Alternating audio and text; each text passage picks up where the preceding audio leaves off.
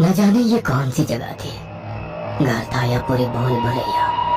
हर तरफ दरवाजे ही दरवाजे थे। उस पर एक महिला की लगातार आते रोने से सकने की आवाज उसे बेचैन किए हुए थी।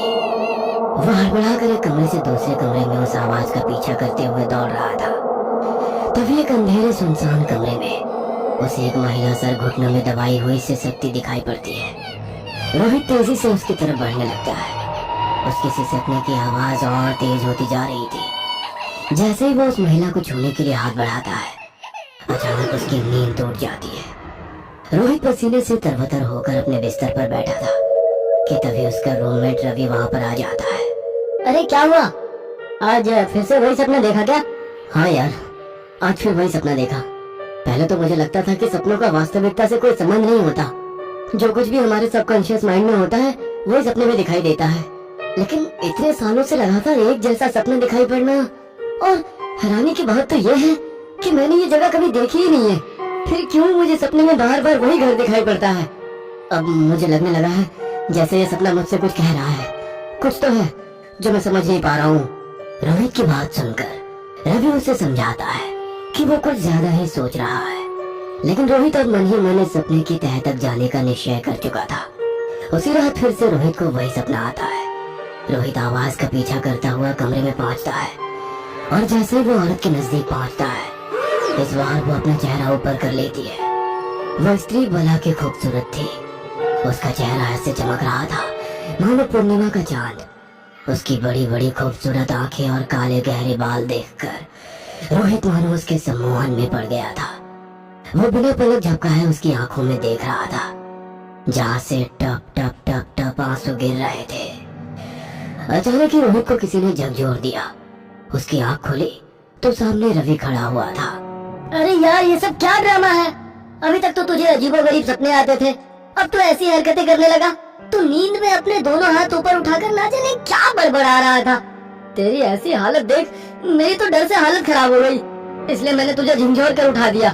भाई देख, पीजी में अगर सेम कॉलेज भी मिल गया ना तो मैं तेरे साथ रूम शेयर नहीं करने वाला। रवि की बात सुनकर रोहित और भी गहरी सोच में पड़ गया। ना जाने ये क्या है, कौन है ये औरत? लग रहा है जैसे कुछ है जो मुझे अपनी तरफ खींच रहा है। फाइनल ईयर के एग्जाम खत्म हो गए थे। अगले दिन की ट्रेन पकड़कर रोहित अपने घर पहुंच गया। घर जाकर वो अपनी माँ को सारी बातें बताने लगता है। ये सब तू क्या बोल रहा है? कौन कौन बुला रही है? क्यों बुलाएगी तुम्हें? ये सब बातें कहाँ से आ रही है तुम्हारे दिमाग में? अरे, जिस मुसीबत से बचने के लिए मैं इतने साल पहले सब छोड़ आई थी, वो सब फिर से शुरू नहीं होना चाहिए। इतना कहकर सीमा हाफने लगती है। उसके हाथ कपकपाने लगे थे, पैर उसका साथ छोड़ रहे थे। घबराकर वो पास में रखी कुर्सी पर धम से बैठ जाती है। मैंने तुम्हें आईआईटी में पढ़ने के लिए इसलिए नहीं भेजा था कि तुम आकर ऐसी अनाप शनाप बातें मुझसे करो। मम्मा, कुछ तो है जो आप मुझसे छिपा रही हो। लगता है मेरे सारे सवालों के जवाब है आपके पास। बताओ ना मम्मा, क्या पहेली है ये सब? मैं कोई बच्चा नहीं रहा हूँ अब। You can share everything with me. मैं जानती हूँ, you are not a kid anymore, तभी तो तुम्हारे साथ ये सब हो रहा है। बहुत लंबी कहानी है बेटा। इसकी शुरुआत तुम्हारे दादाजी से हुई थी। फिर बहुत रसूखदार आदमी थे। उनका बड़ा हवेली नुमा मकान देख गांव में उनका बड़ा दबदबा हो गया था। रुपए पैसों की घर में कोई कमी नहीं थी। फिर न जाने क्या हुआ, अचानक उनका व्यापार ठप हो गया। खेत में खड़ी फसलें बर्बाद हो गई और फिर भारी कर्ज में डूब गए। वो कहते हैं ना, विनाश काले विपरीत बुद्धि। ऐसे विपरीत समय में उनका आना जाना एक तांत्रिक के साथ बढ़ गया। वो अपना खोया हुआ धन, व्यापार सब जल्द से जल्द वापस पा लेना चाहते थे। वो तांत्रिक भी तुम्हारे दादाजी को तंत्र मंत्र के टोटके सिखाने लगा। धीरे धीरे तुम्हारे दादाजी ने तंत्र मंत्र जादू टोना करने में सिद्धि प्राप्त कर ली। एक दिन दादाजी के गुरुजी ने उनसे पूछा, डायन के बारे में क्या जानते हो? डायन तो एक काल्पनिक चरित्र है। मेरे ख्याल से डायन वायन कुछ नहीं होती, सब मनगढ़ंत बातें हैं। दादाजी की बात सुनकर उनके गुरुजी हंसने लगे। फिर उन्होंने बताया, अमावस्या की रात 12 बजने के बाद शमशान भूमि से लगे पीपल पेड़ के नीचे एक डायन तपस्या करने आएगी। अगर यकीन ना हो तो जाकर देख लेना, किंतु एक बात का ध्यान रखना, डायन की शक्तियां बहुत तेज होती है। अगर उसे काबू में कर लो तो वो तुम्हें राजा बना सकती है, किंतु वो होती बहुत खतरनाक है। डायन की शक्तियां ऐसी होती है कि क्षण भर में हरे पेड़ को सुखा दे, इसलिए ध्यान रखना कि तुम उसकी नजर में ना आ पाओ। मेरा आशीर्वाद तुम्हारे साथ है। अपने गुरु से डायन के बारे में सुनकर उनके आश्चर्य का ठिकाना न रहा। अब तो वो किसी भी तरह अमावस्या का इंतजार कर रहे थे। तंत्र मंत्र की शिक्षा लेने के बाद वो इतने निडर हो गए थे कि उनके मन में डर नाम मात्र का भी नहीं बचा था। उस रात तकरीबन 1 बजे बाबूजी शमशान की ओर बढ़ गए। वहां जाकर उन्होंने गर्म राख लेकर एक कपड़े में भरकर गांठ लगा दी। पीपल के पेड़ के पास पहुंचे तो देखा वहां सचमुच एक सुंदर सी स्त्री तपस्या में लीन बैठी है।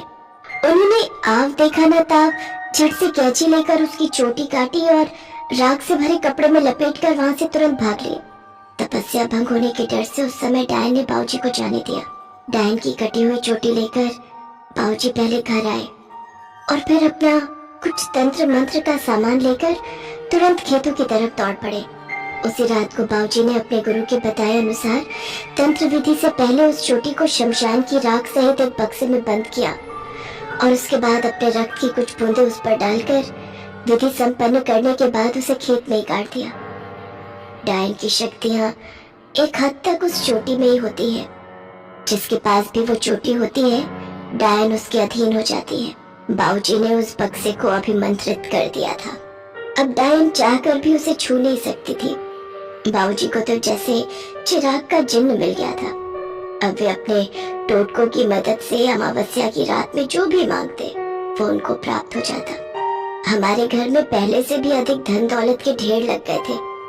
ये सब करते करते अब बाबूजी कुछ अजीब सा व्यवहार करने लगे थे।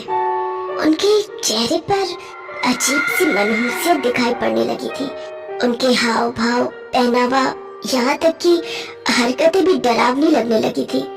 एक रोज बाबूजी आधी रात को घर से निकले, लेकिन फिर कभी लौट कर नहीं आए। ना जाने कितने ही दिनों तक तुम्हारे पापा उन्हें खोजते रहे, लेकिन जब उनका कोई सुराग न मिला तो सबने उन्हें मृत मान लिया। तुम्हारे दादाजी के अलावा कोई नहीं जानता था कि उन्होंने वो चोटी कहाँ छिपाई है, तुम्हारे पापा भी नहीं। बाबूजी के जाने के बाद सब कुछ शांत सा हो गया था। दादाजी के लापता होने के कुछ 2-3 साल बाद की बात है। तुम्हारे पिताजी आधी रात गए किसी काम से लौट रहे थे। उनके पास एक स्कूटर हुआ करता था। जंगल के रास्ते से लौटते हुए अचानक उनका स्कूटर खराब हो गया। काफी दूर तक स्कूटर को घसीटने के बाद अब वो बुरी तरह थक गए थे। उस जमाने में चोरी का इतना डर नहीं होता था, सो उन्होंने अपना स्कूटर वहीं छोड़ दिया और पैदल ही लौटने लगे। थोड़ी दूर जाने पर उन्हें किसी लड़की के रोने की आवाज सुनाई पड़ने लगी। इतनी रात गए सुनसान जंगल में लड़की की आवाज सुनकर तुम्हारे पापा को लगा शायद कोई लड़की मुसीबत में है। वो दौड़ते हुए आवाज की दिशा में आगे बढ़े तो एक सुंदर औरत उन्हें दिखाई पड़ी। न जाने उस औरत ने क्या जादू किया कि तुम्हारे पापा उसे अपने साथ लेकर घर लौट आए। वो औरत बहुत खूबसूरत थी। जो भी उसे देखता ही रह जाता। ऐसा रूप रंग की अप्सरा भी शर्मा जाए। अभी जिद किए बैठे थे कि वो अब इसी लड़की के साथ रहेंगे। घर में छोटे बड़े किसी की भी बात सुनने को वो राजी नहीं थे। और वो लड़की, उसके तो मानो मुंह पर ताला लगा था। अगर उससे कुछ भी पूछते तो बस पल्लू में मुंह छुपाकर रोने लगती। उसी दिन अभी ने सिंदूर लगाकर उसे अपनी पत्नी बना लिया। अभी शादीशुदा थे। मैं उनकी पत्नी उनके सामने खड़ी रोती रही, गिड़गिड़ाती रही, लेकिन वो जैसे पत्थर हो गए थे। वो लड़की भी घर में ही मेहमान कक्ष में अभी के साथ रहने लगी। मैं तो उसी पल घर छोड़कर जाना चाहती थी, लेकिन तुम्हारी दादी ने मुझे रोक लिया। कुछ दिन बीते तो मुझे पता चला कि मैं गर्भवती हूँ। तुम्हारे जन्म से कुछ दिन पहले माँ जी ने घर में पूजा रखवाई थी। पिछले कुछ दिनों में जो कुछ भी हमारे घर में हुआ था, कहीं न कहीं वो अब माँ को डरा रहा था। पहले बाबूजी का यो तांत्रिक बन जाना, फिर उनका लापता होना, उसके बाद अभी का दूसरी शादी करना और शादी के बाद से अजीब बर्ताव करना, जैसे वो किसी को पहचानते ही ना हो। मुझसे अब माँ का दुख देखा नहीं जा रहा था। मैंने सोचा अगर मैं अभी को माफ कर दूं तो शायद वो माँ से बात करने लगे। इसलिए पूजा के दिन मैं आउट हाउस में उन दोनों को पूजा के लिए निमंत्रण देने गई। जिस समय मैं उनके कमरे में पहुंची, वहां का नजारा देखकर मेरा शरीर ठंडा पड़ गया। वो लड़की न जाने क्या तंत्र मंत्र कर रही थी। अभी जमीन पर बेहोश पड़े थे। अभी के पास में सिंदूर, नारियल और ना जाने क्या क्या रखा हुआ था। उनके माथे पर सिंदूर लगा हुआ था और हाथ बंधे हुए थे। पूरे कमरे में धुआं भरा हुआ था। वो नजारा देखकर मैं चीख कर वहां से भागी तो वो लड़की भी मेरे पीछे पीछे दौड़ी। उस दिन पहली बार मैंने देखा कि उसके पैर हमारे पैरों जैसे नहीं थे। कैसे पैर थे उसके? बोलो ना माँ, क्या देखा आपने? उल्टे पैर थे उसके। औरत नहीं, डायन थी वो, डायन, जिसने हमारे पूरे घर को बर्बाद कर दिया। मैं 8 महीने की गर्भवती थी। फिर भी उस दिन मेरे बदन में ऐसी फुर्ती आ गई कि उस डायन से बचने के लिए मैंने दौड़ लगा दी। परियों की तरह खूबसूरत दिखने वाली वो डायन आज अपने खतरनाक रूप में मेरे सामने खड़ी थी। मुझे देखकर वो रहस्यमय तरीके से मुस्कुराने लगी। उसके गंदे लंबे नाखून, कटा पिटा चेहरा और बदसूरत लाल आंखें देखकर मेरा दिल धक से रह गया था। वो इतनी डरावनी लग रही थी कि मैंने डर से अपनी आंखें मीच ली थी। मुझे समझ में आ गया था कि अब वो डायन मुझे नहीं छोड़ेगी। किंतु ना जाने क्या चमत्कार हुआ। अचानक बाऊजी वहां आ गए और उन्होंने अपनी मुट्ठी में कुछ राख जैसा पदार्थ भरकर डायन की तरफ फेंक दिया। उस अभिमंत्रित राख के शरीर पर पड़ते ही वो भयानक आवाज में चीखती हुई वहां से भाग गई। इससे पहले कि कोई कुछ समझ पाता, बाऊजी वहीं जमीन पर गिर पड़े और उसी क्षण उनकी मौत हो गई। शायद मुझे बचाने में उन्होंने अपनी सारी सिद्धियां समर्पित कर दी थी। बाऊजी की जेब से एक चिट्ठी मिली जिसमें उन्होंने हमारे सारे सवालों के जवाब लिखे हुए थे। मैं जानता हूँ इतने बरसों से तुम सबके ऊपर क्या गुजरी है, लेकिन मैं मजबूर था। उस डायन की चोटी काट कर मैंने धन दौलत तो पा ली, लेकिन ये भूल गया कि मैंने कितनी बड़ी मुसीबत को खुद अपने घर दावत दी है। रुपयों के लालच ने मुझे अंधा बना दिया था। मुझे अपने तंत्र पर इतना यकीन था कि मुझे लगने लगा था उसके बल पर मैं सारी दुनिया जीत सकता हूँ। कुछ दिन तो सब सही चलता रहा, किंतु एक दिन मैंने पाया कि एक साया मेरा पीछा कर रहा है। मैंने गुरुजी के सिखाए मंत्र जपने शुरू किए तो कुछ देर बाद वो साया गायब हो गया। फिर अगले दिन मुझे पेड़ के पीछे छिपी एक महिला दिखाई पड़ी। वो मेरे सामने नहीं आती थी, लेकिन लगातार मेरा पीछा कर रही थी। मेरे साथ भी कुछ ना कुछ अनिष्ट होता रहता था। मेरे मन में अब थोड़ा डर बैठ रहा था। इसके बाद मैं कई सिद्ध तांत्रिक ओझा से मिला, जिन्होंने मुझे बताया कि डायन बिना वजह जल्दी किसी पर हमला नहीं करती। हजारों साल तक वो हमारे आसपास ही रहती है, लेकिन शायद हम ही उन्हें पहचान नहीं पाते। लेकिन उनकी चोटी में उनकी सारी सिद्धियां और शक्तियां समाई होती है। डायन की चोटी काटना मतलब उसे अपमानित करके उसे ललकारना। अब वो अपनी चोटी भी लेगी और चोटी काटने वाले की जान भी। पूर्णिमा की रात जब चांद अपने शबाब पर होता है, डायन की शक्तियां भी अपने शीर्ष पर होती हैं। शायद उसी दिन वो मुझ पर हमला करने वाली थी। पूनम की रात आने में कुछ ही दिन बचे थे। मेरे पास गुरु की सिखाई सिद्धियां थी, इसलिए अभी तक वो मेरे पास नहीं आ पा रही थी।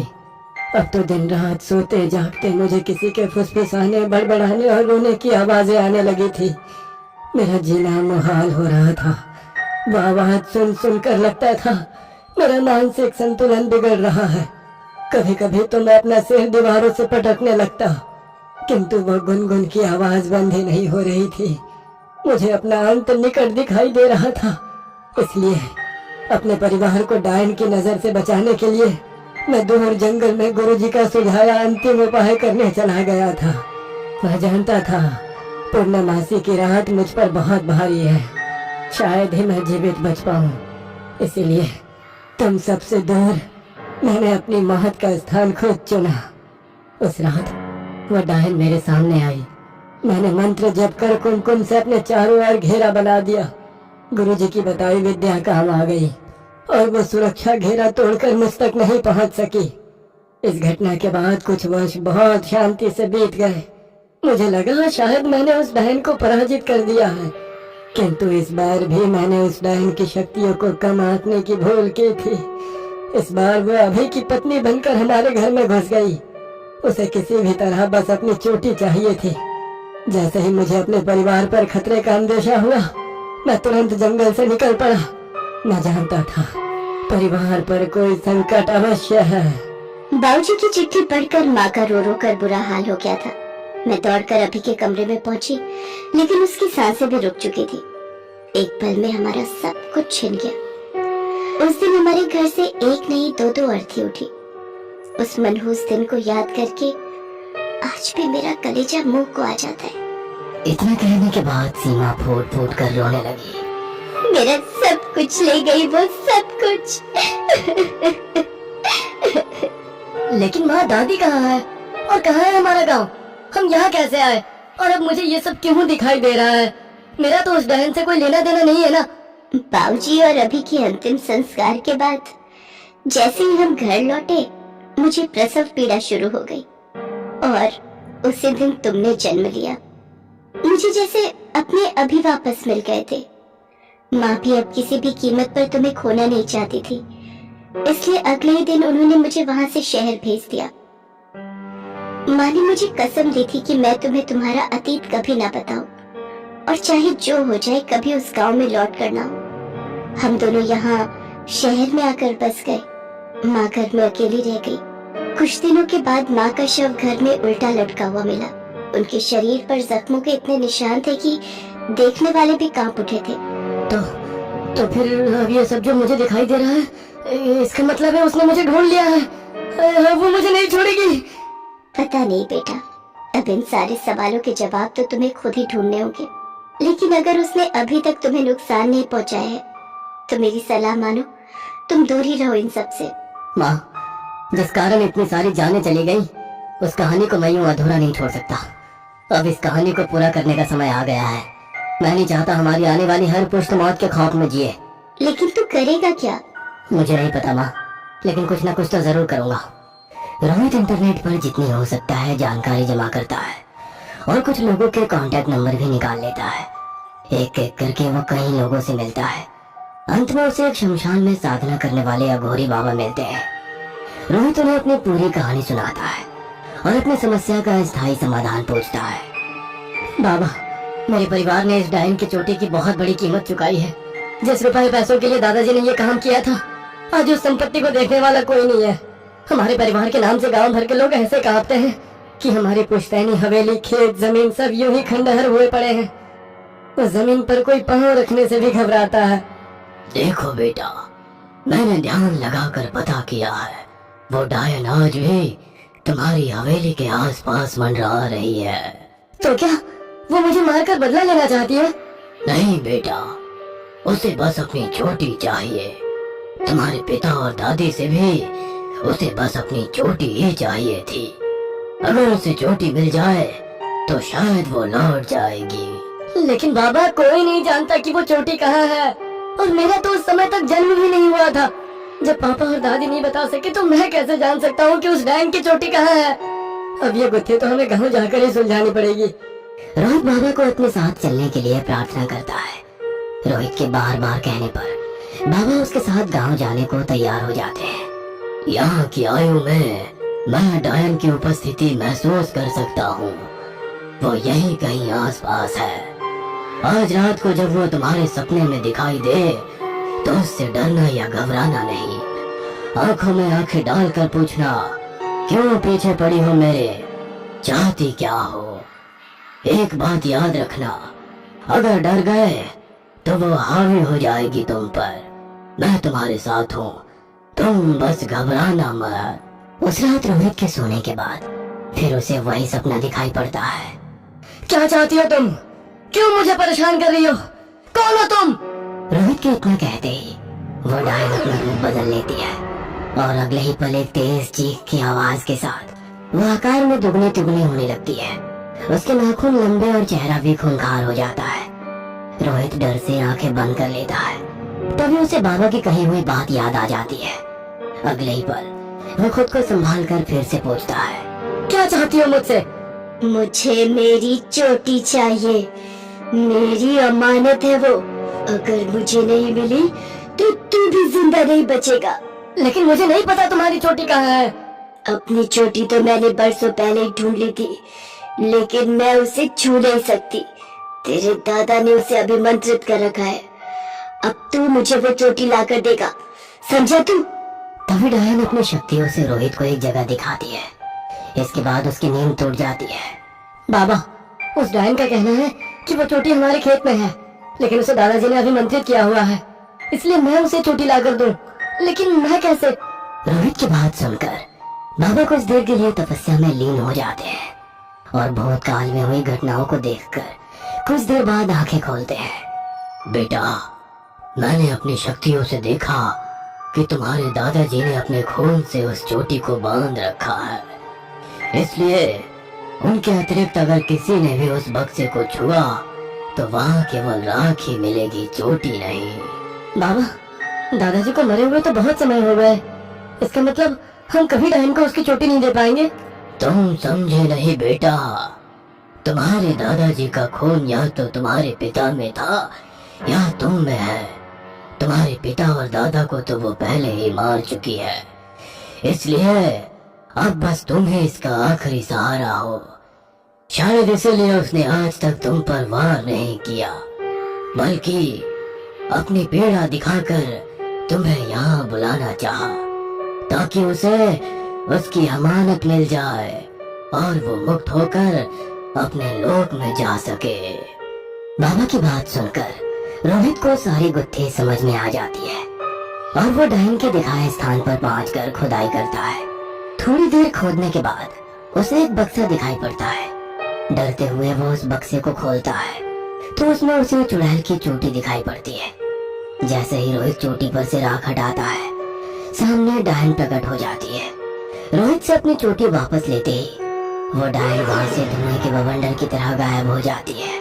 आज तो डायन चली गई है, लेकिन कौन जाने रोहित पर से खतरा टला भी है या नहीं, क्योंकि कहते हैं कि डायन एक बार जिसका घर देख लेती है फिर कभी भूलती नहीं है।